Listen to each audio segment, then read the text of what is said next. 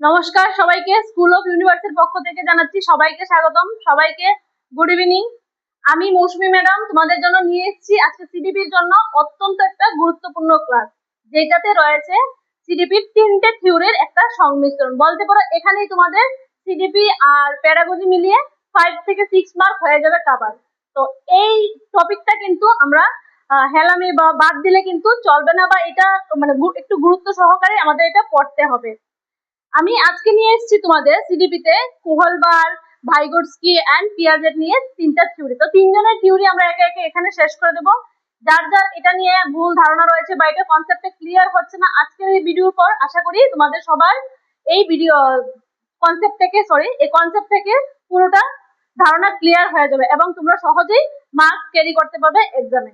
তো চলো আর দেরি না করে শুরু করছি আজকের এই ক্লাস। তো আজকে আমি প্রথমে তোমাদের করাবো কোহলবার্গের মোরাল ডেভেলপমেন্ট থিওরি, যেটাকে বলছি আমরা নৈতিক বিকাশ। বাংলায় বলা হচ্ছে এটাকে নৈতিক বিকাশ। কোহলবার্গের নৈতিক বিকাশ। কোহলবার্গ শিশুদের নিয়ে যে গবেষণা করেছেন সেটার মধ্যে তিনি বলেছেন যে শিশুদের নৈতিক বিকাশটা ধাপে ধাপে হয়, প্রত্যেকটা ধাপেরই আবার পর্যায়ও আছে।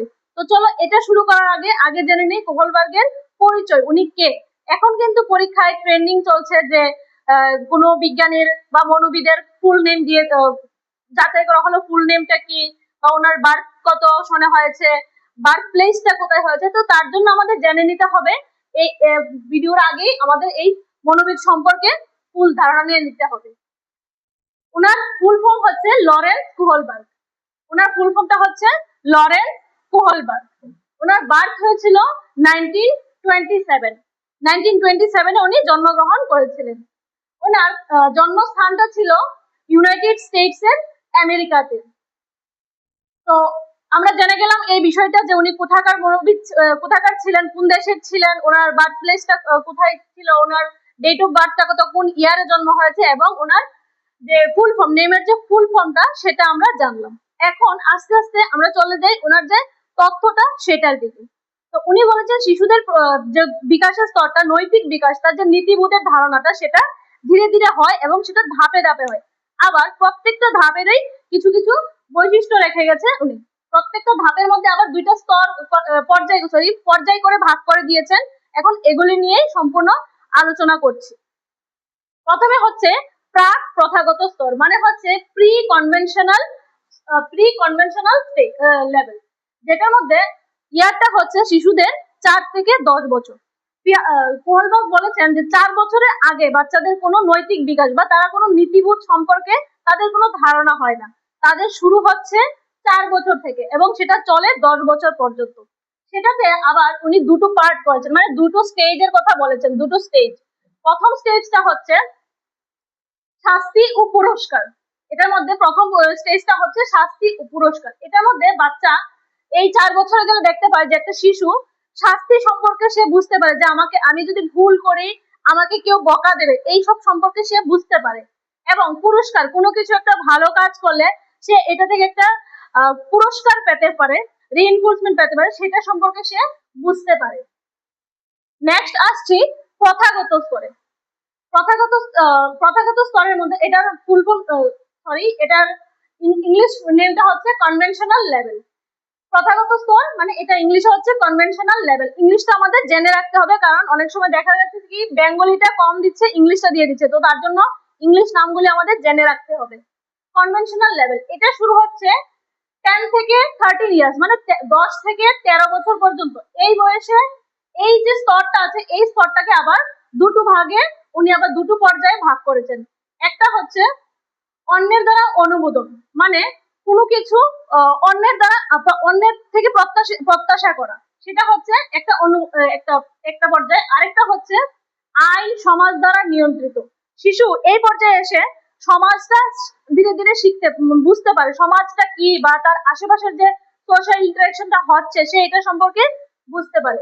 এখানে আসলো সমাজ, আইন এবং সমাজ দ্বারা নিয়ন্ত্রণ যেটা। তারপরে আসছি উত্তর প্রথাগত, মানে হচ্ছে পোস্ট কনভেনশনাল লেভেল।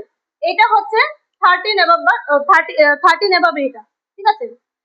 এখানে এই স্টেজের মধ্যে শিশু কি করে যুক্তির দ্বারা কাজ করতে থাকে, সে যুক্তি দিয়ে মানে কোনো কিছু চিন্তা সেটা করলে ভুল হবে কি ভালো হবে, কারোর জন্য উপকার হবে, বা সে তার কতটুকু নাম হবে, কোনো সমাজের মধ্যে সে কতটুকু নাম করতে পারবে, সেই সম্পর্কে তার এই স্তরে এসে মোটামুটি একটা ধারণা হয়ে যায়, এবং সে সবকিছু নিয়ে তার বিবেক দ্বারা সে তার বিবেকটাকে কাজে লাগায়, কোন কাজটা করলে ভালো হবে, কোন কাজটা করলে খারাপ হবে, তার বিবেক দিয়ে চিন্তা করতে থাকে। প্রথম স্তরে প্রথম যে পর্যায়ে স্তরের যে প্রি কনভেনশনালে পড়েছিলাম যে এখানে শিশু পুরস্কার শাস্তি এটার জন্য চেষ্টা করে, যে এটা বুঝতে পারে যে পুরস্কার আমি পাবো বা শাস্তি আমি পেতে পারি ভুল করলে। তারপর এখানে আত্মকেন্দ্রিকতা, যে এখানে সেলফ ইন্টারেস্ট, তার যে আত্মকেন্দ্রিকতা, আমার নিজের একটা কোনো কিছু যখন তাকে দেওয়া হয়, সে যদি বলা হয় এটা তোমার জন্য, তখন সে পার্মানেন্টলি বোঝা যায় এটা আমার জন্য নেওয়া হয়েছে, এবং এটাকে সে তার নিজের করে নেয়। আত্মকেন্দ্রিক কোনো একটা চিন্তা সে নিজের করে ভাবতে শিখে এই স্তরে। দ্বিতীয় স্তরটাতে যেটা আছে কনভেনশনাল, অন্যের অনুমোদন, being good to gain approval from other, অন্যের থেকে অনুমোদন, অন্যের থেকে কোনো কিছু আশা প্রত্যাশা। স্কুলে এই ধরো স্কুলে কোনো একটা কিছু করা, সেটা থেকে টিচার বললো বা তুমি ভালো করেছো, বা তার সহপাঠীরা বললো, তো সেটা থেকে সে একটা অনুমোদন প্রত্যাশা করছে। সেকেন্ড, এখানে আবার আইন এবং সমাজ, এটাও সে বুঝতে পারে, সমাজটা আইন মিন সেখানে ওইটা না, সমাজের যে আইনটা সামাজিক নিয়ম কানুন এটাও সে বুঝতে পারে। তারপরে আবার বলছি উত্তর প্রথাগত, যেটা হচ্ছে পোস্ট কনভেনশনাল 13 এবং এটাতে সে তার বিবেক সর্বোচ্চ স্তর, যেটা এটাতে সে বিবেক দিয়ে চিন্তা করে যে আমার বিবেকটা বলছে যে আমি কাজটা করব কি করব না। ধরো স্কুল থেকে পালিয়ে যাওয়া, বন্ধু বান্ধব বা সহপাঠীদের সঙ্গে পড়ে স্কুল থেকে পালিয়ে যাওয়া, এই স্তরে অনেক সময় এরকমটা করতে দেখা যায়, পালিয়ে গেল কোনোভাবে, কিন্তু পালানোর সময়ও তার মনে একটা থাকবে যে আমি যে করছি আমাকে কি টিচার ধরে ফেলবে, বা পরের দিন গেলে আমাকে পানিশমেন্ট করা হবে, তো তার বিবেক দিয়ে সেটা সে চিন্তা করে। ঠিক আছে, এই হচ্ছে কোহলবার্গের 3টা স্তর, এবং 3টা স্তরের যে টোটাল 6টা স্টেজ আছে, একটা স্তরকে 2টো স্টেজে ভাগ করেছে, আর টোটাল যদি স্টেজ বলে তাহলে আমরা বলবো 6টা স্টেজ আছে। ঠিক আছে, এখানে কোহলবার্গ যে বিবেক দ্বারা মানে পুরোটা যে থিওরি আছে ওনার, এই থিওরিটার একটা বুক লিখেছেন, ইসেস অন মোরাল ডেভেলপমেন্ট। তার বুকটার নাম হচ্ছে ইসেস অন মোরাল ডেভেলপমেন্ট। এই বুকটার মধ্যে এই যে এটার টপিকে কি আছে, এটার বুকটার ভেতরে কি আছে, সেটার জন্য দেখতে হবে যে কোহলবার্গের মোরাল ডাইলেমা নামে একটা তিনি প্রকাশ করেছিলেন। এটার মধ্যে দেওয়া ছিল যে হ্যান্স ডাইলেমা, মানে উনি এই পুরোটা বিবেক নিয়ে যে চিন্তা বা নীতি বিকাশ নিয়ে যে চিন্তা, এটার সম্পর্কে উনি এই ডাইলেমা এটার মধ্যে দিয়েছে। তারপর তো এখানে যে ইসে অন মোরাল ডেভেলপমেন্ট বুকটা আছে, এটা কোহলবার্গের লেখা নৈতিক দ্বন্দ্বের উপর বুক। এই বইটার মধ্যে কি লেখা আছে, এই বইটা কি টপিক কি বিষয় নিয়ে লেখা, বইটা হচ্ছে কোহলবার্গের মোরাল ডাইলেমা বলে, হ্যান্স ডাইলেমা নামক এটার মধ্যে স্টোরিটা দেওয়া, স্টোরির উপর বেস করে উনি কি করেছেন এই পুরোটা বুক লিখেছেন। তো নৈতিক বিকাশটা কিভাবে বৃদ্ধি পায় বা নৈতিক বিকাশ নিয়ে কিভাবে আমরা চিন্তা করি সেটা সম্পর্কে উনি বলছেন। তো একটু বলে রাখছি যে হ্যান্স ডাইলেমা যে ছিল, হ্যান্স ছিল একটা স্টোরি, এই হ্যান্স ছিল একজন মহিলার, তার স্বামীর নাম, মানে স্ত্রী ছিল, তার স্বামীর নাম ছিল হেন্স। ঠিক আছে, তো স্ত্রী খুব অসুস্থ ছিল, এখন স্বামীর তাকে পরিচর্যা বা তার ওষুধপত্র কিনে আনতে হবে, সেজন্য কিছু টাকার দরকার, কিন্তু তার ওই সময়ে তার হাতে কিছু না, মানে অল্প টাকাও ছিল না। তখন দেখা গেল কি সে তার আত্মীয় স্বজন, তার রিলেটিভ, তার ভাই বন্ধু, পাড়া প্রতিবেশী অনেকের কাছে সে টাকা ধার করার জন্য বা নেওয়ার জন্য বলছিল, কিন্তু কেউ তাকে ওই সময় টাকা দিয়ে সাহায্য করেনি। কিন্তু তাকে তো তার মানে স্ত্রীকে ওষুধটা খাওয়াতে হবে, না হলে সে মারা যাবে। তো তখন সে কি চিন্তা করলো, তার কাছে আর কোনো উপায় ছিল না, তো ইয়েতে গেল, মেডিকেলে গেল, তখন গিয়ে ওষুধের কথা যখন চাইলো, তখন দেখলো যে মেডিকেল শপের যে ওনার আছে উনি বলে দিয়েছেন যে টাকা ছাড়া ওষুধটা দেওয়া চলবে না। তখন সে কি করলো, তার নৈতিকতা দিয়ে বিচার করলো, সে ভালো মন্দ দুটোই চিন্তা করছে যে আমি এখন কি করব, যে ওষুধটা যদি না নিয়ে যায় তাহলে তো স্ত্রী মারা যাবে, এবং ওষুধটা নিয়ে যাওয়ার তো কোনো উপায়ই দেখছি না। তারপর সে কি করলো, ওই লোকটা মানে হ্যান্স যে লোকটা, সে কি করলো, ওষুধটাকে চুরি করার চেষ্টা করলো বা চুরি করে এভাবে সে তার স্ত্রীকে বাঁচালো। আবার আরেকটা দেওয়া আছে যে একটা ট্রাফিক সিগন্যাল ভাঙার একটা কথা বলা আছে ওইখানে। একটা লোক ট্রাফিক সিগন্যালে পড়ে আছে, তাকে 2 মিনিটের মধ্যে বা অল্প সময়ের মধ্যে হসপিটাল যে কোনো মতে তাকে পৌঁছাতে হবে, কিন্তু এখন ট্রাফিক সিগন্যাল পড়ে গেছে, সেইখানে অনেকক্ষণ ধরে ট্রাফিক সিগন্যালটা ক্রস করে যেতে যেতে হয়তো বা হসপিটালে গিয়ে তার প্রিয় মানুষটাকে বা প্রিয়জনকে সে আর দেখতে পাবে না, তো সে সেখানে দাঁড়িয়ে পড়লো। কিন্তু সেখান থেকে সে চিন্তা করলো যে আমি এখন কি করবো, আমি কি ট্রাফিক সিগন্যাল যতক্ষণ না অন হচ্ছে ততক্ষণ ওয়েট করবো নাকি যাব। তো সে এই চিন্তা, তোমরা হলে তোমরা কি চিন্তা করতে বলো তো দেখি। আমি হলে কি, আমি নিজেও ভাবছি যে আমি হলে কি চিন্তা করতাম। আমি তো অবশ্যই আমার প্রিয়জনের কাছে যাওয়ার চেষ্টা করতাম, কারণ তখন আমার নৈতিকতা যেটা, এটা আমার ইয়ে করতো, বিচার বিবেচনা করতাম যে আমি কি করে আমার প্রিয় মানুষটাকে দেখবো বা প্রিয় মানুষটার কাছে যাব। এখন তো ট্রাফিক সিগন্যাল আমাকে অনেকটা পিছিয়ে দিচ্ছে সময়ের দিক থেকে। তো এটাই হচ্ছে কোহলবার্গের যে ইসে অন মোরাল ডেভেলপমেন্ট যে টপিকটা, এই বইটার উপরে যে টপিকটা ছিল সেটা আর কি। তো নৈতিক দ্বন্দ্ব যে বিষয়টা, নৈতিক দ্বন্দ্ব হচ্ছে ভালো মন্দ দুটো নিয়েই এটা মানে চিন্তা বিবেচনা করা আর কি। নৈতিক দ্বন্দ্ব, নৈতিক হতে পারে সেটা খারাপ, হতে পারে সেটা ভালো, ভালো মন্দ নিয়ে বিচার বিবেচনায় হচ্ছে নৈতিক দ্বন্দ্ব। আচ্ছা, এখানে একটা ছোট্ট কারেকশন করছি, আমি এখানে লিখেছিলাম প্রাক প্রথাগত স্তর, কোনো বইয়ে দেওয়া আছে স্তর, যেমন দেবাশিস পালের বইটাতেই দেওয়া আছে স্তর।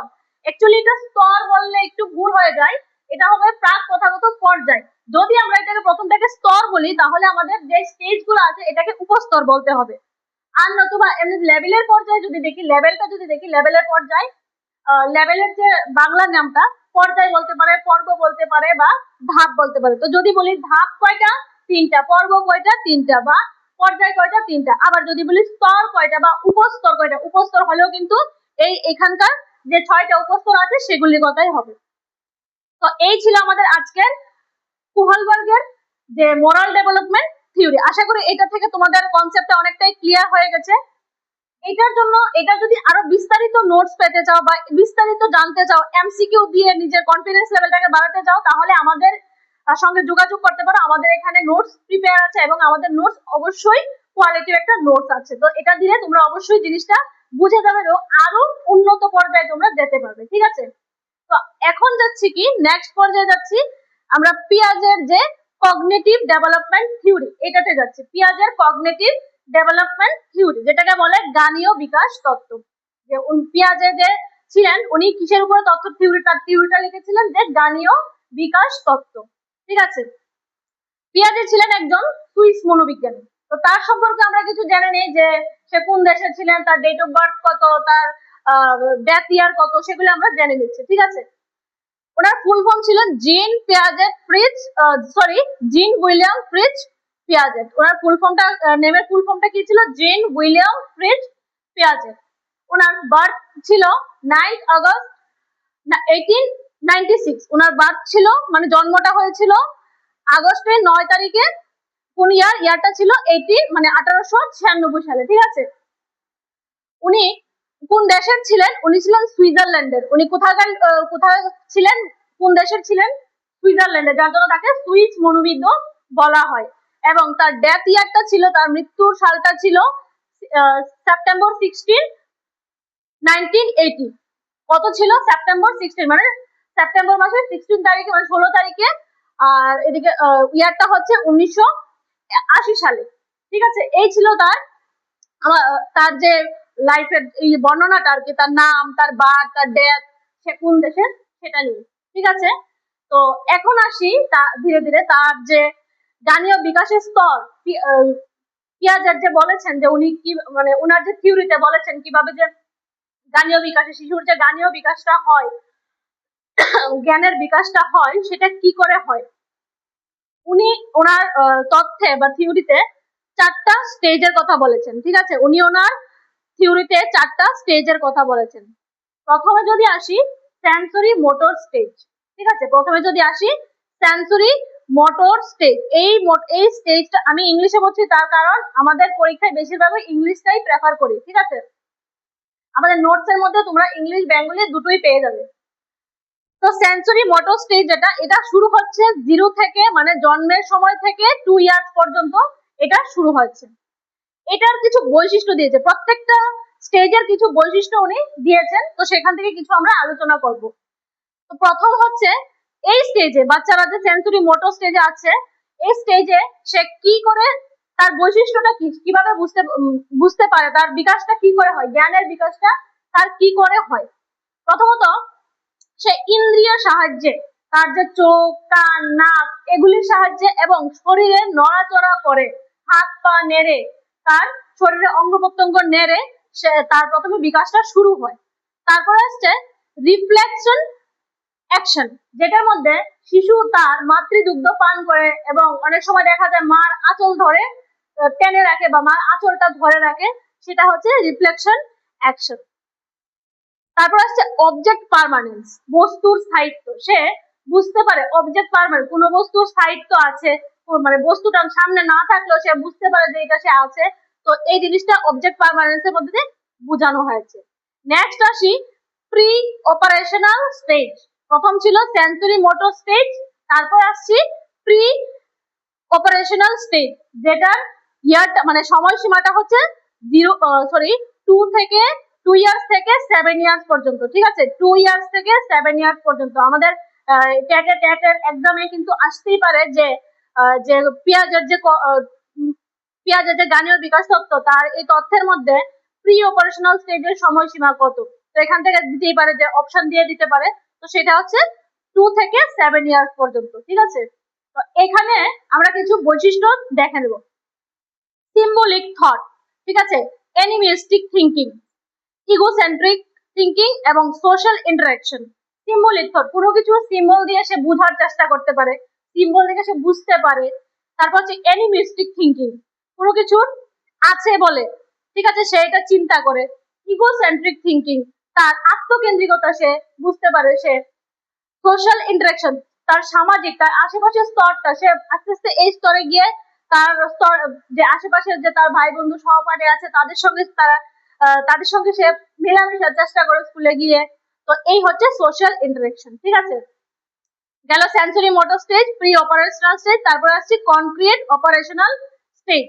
এটার সময়সীমাটা হচ্ছে 7 থেকে 11 পর্যন্ত। ঠিক আছে, এটার সময়সীমাটা হচ্ছে 7 বছর থেকে 11 বছর পর্যন্ত। এখানে শিশু কি করে, ক্লাসিফিকেশন করতে শিখে, আলাদা আলাদা করে সে সাজাতে শিখে। সিরিয়েশন এবিলিটি, সে কোনো জিনিসকে সিরিয়ালি মানে সাজাতে পারে। ছোট থেকে বড় বলো বা বড় থেকে ছোট বলো, কোনো জিনিস দিয়ে যদি সাজাতে বলো, সে সুন্দর করে সেটা সাজিয়ে, বা তার ম্যাথস ক্লাসের মধ্যে সে কি করে, এখানে ছোট ছোট যে নাম্বারস আছে বা বিটস আছে, এগুলিকে সে সাজিয়ে সুন্দর করে সিরিয়েশনটা কমপ্লিট করতে পারে। ইন্ডাকটিভ থিঙ্কিং করে, শিশু এই বয়সে এসে ইন্ডাকটিভ থিঙ্কিংটা করে, মানে বিশেষ থেকে সে সাধারণ চিন্তা করে। কোন একটা বিশেষ চিন্তা থেকে সে আস্তে আস্তে ধীরে ধীরে সাধারণ চিন্তায় সে পৌঁছায়। তারপরে হচ্ছে কনজারভেশন করে, মানে হচ্ছে আকারের পরিবর্তন হলেও কোন একটা জিনিস, মনে করো আকারের পরিবর্তন হয়েছে কিন্তু সেটা পরিমাণে সেম থাকে। একটা বোতলে ধরো জল নিলাম, এখন জলটা যেই পরিমাণ আছে, শিশুটা বুঝতে পারবে এই জলটা গ্লাসে ঢেলে দিলে তার সেম পরিমাণে জল থাকে। বা ধরো কোনো জুস দিলাম, শিশুকে একটু জুস দিলাম খেতে, বোতল থেকে খেতে পারছে না, এখন আমি বললাম যে তোমাকে আমি ঢেলে দিচ্ছি গ্লাসে, সে কিন্তু এটা বুঝবে না যে তাকে গ্লাসে দিলে কম দেওয়া হবে। সে বুঝবে ঠিক যে তাকে তার বোতলে যতটুকু ছিল তার গ্লাসেও ঠিক ততটুকু দেওয়া হচ্ছে। তো এটা হচ্ছে কনজারভেশন। যে চতুর্থ ধাপটা আছে সেটা হচ্ছে ফর্মাল অপারেশন স্টেজ, মানে এটা সময়সীমাটা হচ্ছে 11 থেকে 18 পর্যন্ত, 11 বছর থেকে 18 বছর পর্যন্ত। এখানে এসে শিশুটা অ্যাবস্ট্রাক্ট থিঙ্কিং করে, মানে বিমূর্ত চিন্তন করে, যেটা তার কাছে নেই, কিন্তু সে এটা বসে চিন্তা করছে আমি পাবো কিনা, করতে পারবো কিনা। শিশুটা ক্লাসে বসে বিকালবেলা খেলার চিন্তা করে, সে মাঠে যেতে পারবে কিনা, তার মা বাবা তাকে পারমিশন দেবে কিনা, সেই বিষয়ে সে চিন্তা করতে পারে। সেটা হচ্ছে বিমূর্ত চিন্তন, মানে অ্যাবস্ট্রাক্ট থিঙ্কিং। ধরো সে যে জায়গাতে বসে আছে তার সামনে জিনিসটা নেই, সে অন্য কোনো একটা জিনিসের চিন্তা করছে যেটা তার নাগালের বাইরে। ঠিক আছে, তো সেটা হচ্ছে অ্যাবস্ট্রাক্ট থিঙ্কিং। তারপর ডিডাকটিভ থিঙ্কিং করে এই বয়সে এসে, সেটা হচ্ছে সাধারণ থেকে বিশেষ কোনো একটা এক্সাম্পল দিয়ে সেটা আস্তে আস্তে বিশেষের দিকে সে যেতে পারে। প্রবলেম সলভিং, এই বয়সে এসে শিশু প্রবলেম সলভিং ও করে। স্কুলের ধরো কোনো একটা কিছু প্রবলেম হলো বা সহপাঠীদের মধ্যে কোনো একটা প্রবলেম হলো, সে কি করে, সে তার নিজের মতো করে সে সেটাকে সাজিয়ে বা প্রবলেমটাকে সলভ করতে, সমস্যাটাকে সমাধান করার সে চেষ্টা করে। ঠিক আছে, তারপর হচ্ছে হাইপোথেটিক্যাল থিঙ্কিং। এই স্তরে হাইপোথেটিক্যাল থিঙ্কিং, এটা হচ্ছে অনুমান ভিত্তিক। সে অনুমানের আন্দাজের ভিত্তিতে সে কোনো একটা কাজ করে নিতে পারে, বা আন্দাজটাই এতটুকু থাকে যে সেটা কনফিডেন্টলি বলে দিলে হয়তো বা প্রবলেম সলভিং এর লাস্ট মুহূর্তে গিয়ে দেখা গেল তার আন্দাজটাই ঠিক হয়েছে, তো সেটা হচ্ছে হাইপোথেটিক্যাল থিঙ্কিং। ঠিক আছে, এই হচ্ছে আমাদের পিয়াজের যে চারটা, পিয়াজের যে সুইস মনোবিজ্ঞানী পিয়াজের ওনার চারটা যে ধাপ, এই ধাপের কথা। এবার এখানে আসি, উনি কিন্তু কয়েকটা ধারণা দিয়েছেন যে স্কিমার ধারণাটা ওনার তথ্যে আমরা পাই। স্কিমা হচ্ছে জ্ঞানের ভান্ডার, মানে আমাদের বলবো না শিশুর মধ্যে কতটুকু জ্ঞানের তার অ্যাকচুয়াল জ্ঞানটা থাকে সেটা হচ্ছে তার স্কিমা। ঠিক আছে, তো স্কিমা বলতে কি বুঝলাম, যেখানে জ্ঞানের ভান্ডারকে স্কিমা বোঝানো হচ্ছে, শিশুর কতটুকু সীমিত জ্ঞান আছে সেটাই হচ্ছে তার স্কিমা। ওকে, তারপর হচ্ছে অ্যাসিমিলেশন। নেক্সট আসি অ্যাসিমিলেশন। অ্যাসিমিলেশন হচ্ছে আত্মীকরণ। তার নতুন সে কি করে তার আত্মীকরণের মধ্যে এই সময়টাতে সে কি করে নতুন তথ্যকে স্কিমার সাথে যুক্ত করে, বা পুরানো ধারণা দিয়ে সে চিন্তা করে সে নতুন জিনিসটা কি হতে পারে। ঠিক আছে, যেমন ধরো কাক, কোন একটা কেউ এক্সাম্পল দিল শিশুকে যে এটা কাক, কেন কাক, এটা কালো পাখি তার জন্য এটা কাক। ঠিক আছে, তো এটা হচ্ছে তার আত্মীকরণ। তারপর আসছি অ্যাকোমোডেশন। অ্যাকোমোডেশন হচ্ছে অভিযোজন। ঠিক আছে, অ্যাকোমোডেশনটা কি, সেটা হচ্ছে অভিযোজন। সে নতুন তথ্য অনুযায়ী স্কিমার পরিবর্তন করে। আগে সে শিখেছিল কালো একটা পাখি দেখে কাক, তারপর সে বন্ধু বান্ধবদের সঙ্গে কালো কোকিলকে দেখে সে বলছে কাক, কিন্তু তার বন্ধু বান্ধবরা যখন বললো যে না এটা কালো বলে, এটা কাক নয়, এটা কোকিল, কারণ কোকিলটা কুহু করে ডাকে আর কাকের তো অন্যরকম সুর, তো তার জন্য সে বুঝতে পারলো আগে যে কালো পাখিটা ছিল সেটা কাক ছিল ঠিকই, কিন্তু এখনকার যে পাখিটা এটা হচ্ছে কোকিল। তো এটাই হচ্ছে অ্যাকোমোডেশন, মানে নতুন কিছুর সঙ্গে সে অভিযোজন করতে পারলো, শিখতে পারলো। নেক্সট হচ্ছে ইকুইলিব্রিয়াম। ঠিক আছে, এই সবকিছু যদি ঠিকঠাক থাকে তারপরে ইকুইলিব্রিয়াম হয়, মানে সবকিছুর মধ্যে একটা সমতা। অ্যাসিমিলেশন আর অ্যাকোমোডেশন দুটো মিলে যদি ঠিকঠাক হচ্ছে তাহলে সেটা হচ্ছে ইকুইলিব্রিয়াম। ইকুইলিব্রিয়ামটা মানে এটা মানে টোটালি হচ্ছে ভারসাম্য বজায় থাকা, কিসের মধ্যে, অ্যাসিমিলেশন অ্যাকোমোডেশন দুটো মিলিয়ে দুটোর ধারণাকে সে স্পষ্টভাবে দু জায়গায় প্রকাশ করতে পারলো, কোনটা কাক কোনটা কোকিল সে সঠিক বলতে পারলো, সেটাই হচ্ছে ইকুইলিব্রিয়াম, মানে তার ভারসাম্যটা ঠিক আছে। ঠিক আছে, তো এই গেল আমাদের কি বলে পিয়াজের কগনিটিভ ডেভেলপমেন্টাল থিওরি। আমাদের ট্যাগ টুর যে পিয়াজের ধারণাটা আছে বা পিয়াজের তথ্যটা আছে সেটার এখানে আমি একটু আলোচনা করলাম বিস্তারিত।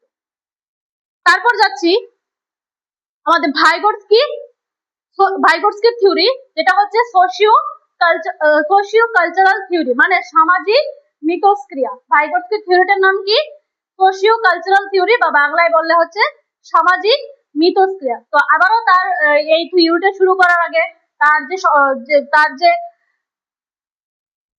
জীবনীটা বা বর্ণনাটা আমরা দেখে নিচ্ছি, তার যে ফুল নেমটা কি, বা তার বার্থ প্লেস, তার কোন জায়গায় জন্ম হয়েছে, তার ডেট অফ বার্থটা কত, এগুলি আমরা জেনে নিচ্ছি, বা ডেট ইয়ারটা কত জেনে নিচ্ছি। ঠিক আছে, তো তার ফুল ফর্মটা হচ্ছে ল্যাব সেমোনোভিচ ভাইগোটস্কি। ঠিক আছে, ল্যাব সেমোনোভিচ ভাইগোটস্কি তার ফুল ফর্মটা হচ্ছে। তার বার্থ প্লেসটা হচ্ছে 17th নভেম্বর, বার্থ ইয়ারটা হচ্ছে 17th নভেম্বর 1896, মানে 17ই নভেম্বর 1896 সালে তিনি জন্মগ্রহণ করেন। কোথায় করেন, সোভিয়েত ইউনিয়ন। এটা হচ্ছে মানে আগে ছিল সোভিয়েত ইউনিয়ন, এখন বর্তমানে এটাকে রাশিয়া যেটা বল, রাশিয়া কান্ট্রি। ঠিক আছে, আর ওনার যে ডেথ ইয়ারটা ছিল সেটা হচ্ছে 11 জুন 1934। 11 জুন 1934। এগুলি কিন্তু অবশ্যই আমাদের মনে রাখতে হবে, কারণ এখন এগুলি নিয়ে ট্রেন্ডিং চলছে, এগুলিকেই টিআরবিটি থেকে বারবার কোশ্চেন করা হচ্ছে, উল্টো পাল্টা এক্সাম হলে কনফিডেন্টলি শিখে যাওয়া হচ্ছে, তারপর এক্সাম হলে বসে কি সবকিছু আমরা গুলিয়ে ফেলছি। তো এগুলি একটু আগে থেকে বারবার রিহার্স করো, তবে এটা ক্লিয়ার হয়ে যাবে। তারপর আমরা আসছি তার যে থিওরিটা, তার থিওরিটার মধ্যে আসছে ভাইগোটস্কি কি বলেছেন, যে তার যে পয়েন্ট ছিল, তার যে ধাপটা ছিল, সামাজিক মিথস্ক্রিয়া কি করে হয়, একটা শিশুর সামাজিক যে তার সমাজে বেঁচে থাকতে হলে বা সমাজের মধ্যে সে কিভাবে মিথস্ক্রিয়া করে, ইন্টারাকশন করে, সেটা কিভাবে করে, চলো আসো আমরা সেটা নিয়ে আলোচনা করছি। উনি বলেছেন ল্যাঙ্গুয়েজ ফার্স্ট, ভাইগোটস্কি থিওরিতে উনি বলেছেন ফার্স্ট আমাদের ল্যাঙ্গুয়েজ মানে ভাষার বিকাশ ঘটে, তারপর তারপর আমাদের চিন্তার বিকাশ ঘটে। মানে আমরা প্রথমে শিশু প্রথমে ভাষা মানে বলতে শিখে, তারপর তার ধীরে ধীরে তার যে চিন্তাটা, তার যে চিন্তন শক্তিটা ধীরে ধীরে সেটা বৃদ্ধি পায়। ঠিক আছে, তো এটা আবার আমরা বলতে পারি যে পিয়াজের রিভার্স, পিয়াজে কিন্তু এটার উল্টোটা বলেছেন। পিয়াজে বলেছেন কি আগে চিন্তা তারপর ভাষা, কিন্তু ভাইগোটস্কি বলেছেন যে আগে ভাষাটা হবে তারপর আমাদের মানে শিশুর চিন্তাটা আসবে। ঠিক আছে, নেক্সট হচ্ছে সোশিয়াল ইন্টারাকশন।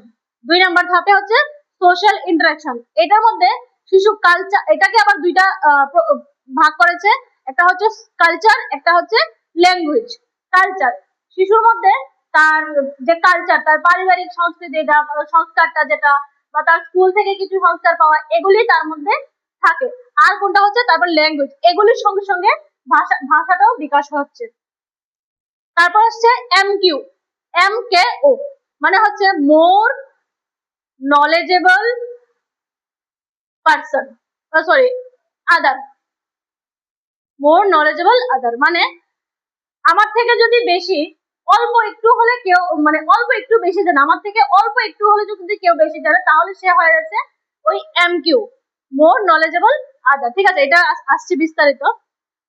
তারপর হচ্ছে স্ক্যাফোল্ডিং। স্ক্যাফোল্ডিং হচ্ছে ভাড়া বন্ধন, মানে এই MKO যে পার্সনটা আছে, ব্যক্তিটা আছে, তার দ্বারাই এই স্ক্যাফোল্ডিংটা সম্ভব হয়। ধরো এখানে ZAD, আমি একটা দেখো এখানে চিত্রের মতো এঁকেছি, এখানে দিলাম আমি ZAD মানে জোন অফ অ্যাকচুয়াল ডেভেলপমেন্ট। এটা হচ্ছে শিশুর প্রথম তার নিজস্ব যে ধারণাটা আর কি, তার নিজস্ব যে মিথস্ক্রিয়াটা, এটা হচ্ছে ZAD। ঠিক আছে, জোন অফ অ্যাকচুয়াল ডেভেলপমেন্ট। এগুলি কিন্তু ফুল ফর্মও আসতে পারে এক্সামে, ZPD, ZAD, ZBD, এগুলি তো ফুল ফর্মটা আমাদের জেনে রাখতে হবে। হচ্ছে ZAD কি, সেটার ফুল ফর্মটা জোন অফ অ্যাকচুয়াল ডেভেলপমেন্ট। এটা হচ্ছে একটা শিশুর প্রথম স্তরটা। ঠিক আছে, তারপরে দেখো আমি কি দিয়েছি, তারপরে নেক্সট যে রাউন্ড দিয়েছি এটার মধ্যে দিয়েছি ZPD। এই ZAD থেকে ZPD তে যাওয়ার জন্য ZPD তে মানে ZPD হচ্ছে zone of proximal development, zone of proximal development.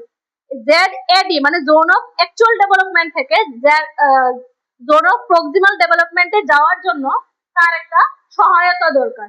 তার একটা, সেটা হতে পারে ছোট তার থেকে ছোট ব্যক্তি বা তার থেকে বড় ব্যক্তি, তার মা বাবা, তার স্কুলের শিক্ষক, আত্মীয় স্বজন, যে কেউ হতে পারে সেটা, এই সহায়কটা যেটা হচ্ছে MKO মানে মোর নলেজেবল আদার। ঠিক আছে, এই ওই ব্যক্তিটার দ্বারাই, ধরো শিশুর মনে যে চিন্তাটা আছে, চিন্তাটা সে মানে কোনো কিছু দিয়ে আর বিকাশ করতে পারছে না বা সে সমস্যাটা বুঝতে পারছে না, সে কি করে সমস্যাটা সলভ করে আসবে প্রবলেমটা, তো তখন তার কিসের দরকার, একটা MKO দরকার, মানে মোর নলেজেবল আদার, একজন ব্যক্তির দরকার যে নাকি তাকে এই সমস্যাটা থেকে সলভ করে দেবে। তো এই হচ্ছে এই জায়গাটা পার হতে গেলে তার MKO প্রয়োজন, এবং যেই প্রসেসটা দিয়ে এই জায়গাটা পার হবে ভাড়াবন্ধন পদ্ধতি, সেটাকে বলে স্ক্যাফোল্ডিং বা ভাড়াবন্ধন পদ্ধতি। ঠিক আছে, তারপর হচ্ছে ZBD যেটা হচ্ছে জোন অফ বিয়ন্ড ডেভেলপমেন্ট, মানে এখানে গেলে সর্বশেষ, এটা হচ্ছে সর্বশেষ মানে এই তার বিকাশের যে সামাজিক স্তরটা আছে, সামাজিক বিকাশের স্তরটা আছে বা মিথস্ক্রিয়ার স্তরটা আছে, এটা হচ্ছে সর্বশেষ স্তর হচ্ছে ZBD। তো আমরা এখানে জেনে নিলাম ZPD এর ফুল ফর্ম কি। আবার একটু বলে দিচ্ছি তোমাদেরকে, ZPD ফুল ফর্ম হচ্ছে zone of ZPD zone of proximal development, ZAD হচ্ছে zone of actual development, and ZBD হচ্ছে zone of beyond the development. ঠিক আছে, তো এই হচ্ছে আজকের ভাইগোটস্কির থিওরিটা। না সরি, এখানে আরেকটা রয়ে গেছে ল্যাঙ্গুয়েজ ডেভেলপমেন্ট, স্ক্যাফোল্ডিং এর পরে রয়ে গেছে ল্যাঙ্গুয়েজ ডেভেলপমেন্ট। এই সবকিছুর শেষে তার কি হবে, এবার ল্যাঙ্গুয়েজ ডেভেলপমেন্ট হবে। তার ভাষার বিকাশ ঘটবে। এই কটা পেরিয়ে আসলো তার ভাষার বিকাশ। এটার মধ্যে সোশ্যাল স্পিচ হবে, তার প্রাইভেট স্পিচ হবে, তার ইন্নার স্পিচ হবে।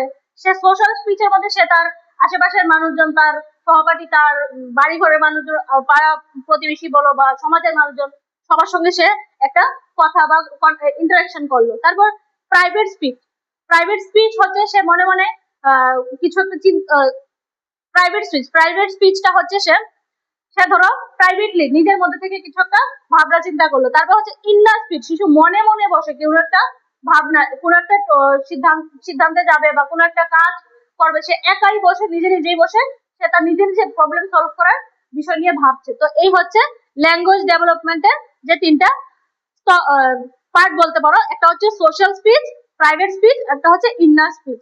ঠিক আছে, তো আজকে ভাইগোটস্কির যে থিওরিটা এইটুক এখানের মধ্যে আমি অল্পভাবেই বিস্তারিত করলাম, কিন্তু তারপর তোমরা যদি এর সম্পূর্ণ নোটস চাও, এর যদি সম্পূর্ণ এমসিকিউ টাইপ তোমরা সাজেশন বলবো না, তোমরা নিজেদেরকে প্রিপেয়ার করতে গেলে সাজেশন দিয়ে প্রিপেয়ার করা ঠিক না, আমি বলবো কনসেপ্টটা ক্লিয়ার করতে। তো তার জন্য আমাদের সঙ্গে তোমরা যোগাযোগ করতে পারো। আমাদের নাম্বার হচ্ছে, যোগাযোগ নাম্বারটা হচ্ছে 9862890849। এই নাম্বারে তোমরা যোগাযোগ, যদি কেউ অ্যাডমিশন নিতে চাও তাহলে পুরো ফুল কনসেপ্ট সহ সবকিছুর ধারণা তোমরা পেয়ে যাবে। তো আজকের ক্লাসটা এই পর্যন্তই, সবাইকে ধন্যবাদ, নমস্কার।